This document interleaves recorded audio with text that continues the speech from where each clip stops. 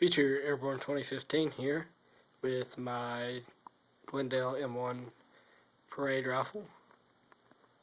It's with the moving bolt. Just got this about last month or the month before last, back in May. And it's got all the simple stuff. Yes, this is the pool table, by the way. But it's got the rubber end on the end. It's got dirt down the barrel. I gotta clean that out just because I practice outside in the grass.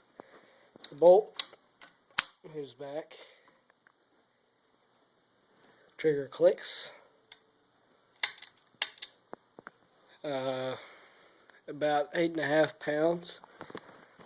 And very nice, very durable. I've dropped this so many times this past couple months and it still holds up. So one of the modifications, the only modification I made to it so far, is the sling swivels. I took those off, and because I'm not going to use a sling on the rifle, but that's about it. Very nice, I really recommend it.